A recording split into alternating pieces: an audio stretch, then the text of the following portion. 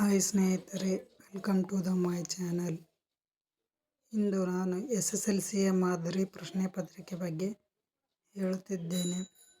March ಅಥವಾ ಏಪ್ರಿಲ್ನಲ್ಲಿ ನಡೆಯಲಿರುವ SSLC ವಾರ್ಷಿಕ ಪರೀಕ್ಷೆಗೆ ಹಾಜರಾಗುವ ಪ್ರತಿಯೊಬ್ಬ ವಿದ್ಯಾರ್ಥಿಗಳು ಈ ಮಾಹಿತಿ ತಲುಪಬೇಕು. ಕನ್ನಡದಲ್ಲಿ 100ಕ್ಕೆ 100 ಅಂಕಗಳನ್ನು ಗಳಿಸಲು ತುಂಬ ಯೂಸ್ಫುಲ್ ಇನ್ಫಾರ್ಮೇಷನ್. ಪ್ರಥಮ ಭಾಷೆಗೆ 45 ಪ್ರಶ್ನೆಗಳು, ಇನ್ನು ಉಳಿದ ಭಾಷೆಗಳಿಗೆ 38 ಪ್ರಶ್ನೆಗಳು ಇರುತ್ತವೆ. ಪ್ರಥಮ ಭಾಷೆ ಕನ್ನಡದಲ್ಲಿ ಬಹು ಆಯ್ಕೆಯ ಉತ್ತರಗಳು 6 ಪ್ರಶ್ನೆಗಳಿರುತ್ತವೆ. ಬಿಟ್ಟ ಸ್ಥಳ ತುಂಬುವವು 4 ಪ್ರಶ್ನೆ ಇರುತ್ತವೆ. ಒಂದು ವಾಕ್ಯದ 7 ಪ್ರಶ್ನೆ ಇರುತ್ತವೆ. ಒಟ್ಟು 27 ಪ್ರಶ್ನೆಗಳು ಒಂದು ವಾಕ್ಯದಲ್ಲಿ ಸಿಗುತ್ತವೆ. 3-4 ವಾಕ್ಯದ ಉತ್ತರ 2 ಅಂಕದ 10 ಪ್ರಶ್ನೆಗಳು. ಅವುಗಳು ಯಾವುದರ ಮೇಲೆ ಪ್ರಶ್ನೆಗಳನ್ನು ತೆಗೆಯುತ್ತಾರಂದ್ರೆ ಕವಿ, ಸಾಹಿತಿಗಳ ಜನ್ಮಸ್ಥಳ, ಕಾಲ, ಕೃತಿ ಮತ್ತು ಬಿರುದು ಹಾಗೂ ಪ್ರಶಸ್ತಿಗಳನ್ನು ಕುರಿತು ವಾಕ್ಯದ ರೂಪದಲ್ಲಿ ಬರೆಯುವುದನ್ನು. ಅದೇ ರೀತಿ 3 ಅಂಕದ 2 ಪ್ರಶ್ನೆಗಳ ಪದ್ಯ ಭಾಗಕ್ಕೆ ಪ್ರಸ್ತಾರ ಹಾಕುವುದು, ಘನ ಭಾಗ ಮಾಡಿ ಛಂದಸ್ಸಿನ ಹೆಸರು ತಿಳಿಸುವುದು, ಅಲಂಕಾರ, ಲಕ್ಷಣ ಬರೆದು ಸಮನ್ವಯಗೊಳಿಸುವುದು ಮತ್ತು ಗಾದೆ ಬಿಡಿಸುವುದು.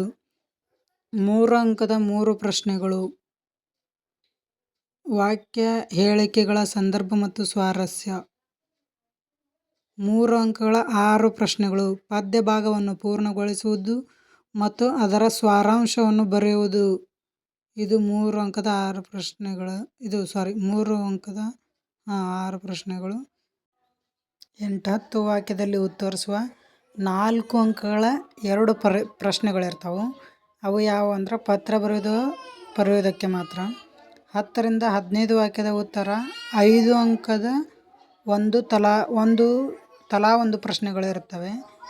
ಇನ್ನು ನೀವೇನಾದರೂ ದ್ವಿತೀಯ ಭಾಷೆಯಲ್ಲಿ ಹೆಚ್ಚು ಅಂಕಗಳನ್ನು ಗಳಿಸ್ಬೇಕಪ್ಪ ಅಂದಾಗ ಅಲ್ಲಿ ಔಟ್ ಆಫ್ ಗಳಿಸ್ಬೇಕಂದ್ರೆ ಬಹು ಆಯ್ಕೆ 18 ಪ್ರಶ್ನೆಗಳಿರ್ತವೆ. 2-3 ವಾಕ್ಯದಲ್ಲಿ ಉತ್ತರಿಸದೆ 2 ಅಂಕದ 7 ಪ್ರಶ್ನೆ ಇರ್ತವೆ. ಇನ್ನು 5-6 ವಾಕ್ಯದ ಉತ್ತರಿಸುವ 3 ಅಂಕದ 2 ಪ್ರಶ್ನೆ, ಇನ್ನು 3 ಅಂಕದ 4 ಪ್ರಶ್ನೆಗಳಿರ್ತವೆ. ಇವುಗಳನ್ನು ನೀವು ಸರಿಯಾಗಿ ಗಮನಿಸಿ. ಇದರಿಂದ ನೀವು ಔಟ್ ಅಂದರೆ 100ಕ್ಕೆ 100 ಅಂಕಗಳನ್ನು ಗಳಿಸಲು ಇದರಿಂದ ಸಾಧ್ಯ ಆಗುತ್ತೆ. ಅದಕ್ಕೆ ಮಾಡೆಲ್ ಕ್ವಶನ್ ಪೇಪರ್ ರೆಫರ್ ಮಾಡಿರಿ ಅಂತ ನಿಮ್ಮ ಟೀಚರ್ಸ್ ಹೇಳ್ತಿದ್ದಾರೆ. ಈ ವಿಡಿಯೋ ಆದಷ್ಟು ನಿಮ್ಮ ಸ್ನೇಹಿತರಿಗೆ ಶೇರ್ ಮಾಡಿ. ನಿಮಗೆ ಈ ವಿಡಿಯೋ ಯೂಸ್ಫುಲ್ ಆದರೆ ನಿಮ್ಮ ಸ್ನೇಹಿತರಿಗೂ ಶೇರ್ ಮಾಡಿ, ನನ್ನನ್ನು ಸಪೋರ್ಟ್ ಮಾಡಿ. ವಿಡಿಯೋ ಇಷ್ಟ ಆದರೆ ಮಾತ್ರ ಕಮೆಂಟ್ ಮಾಡಿ ಸ್ನೇಹಿತರೆ. Thank you.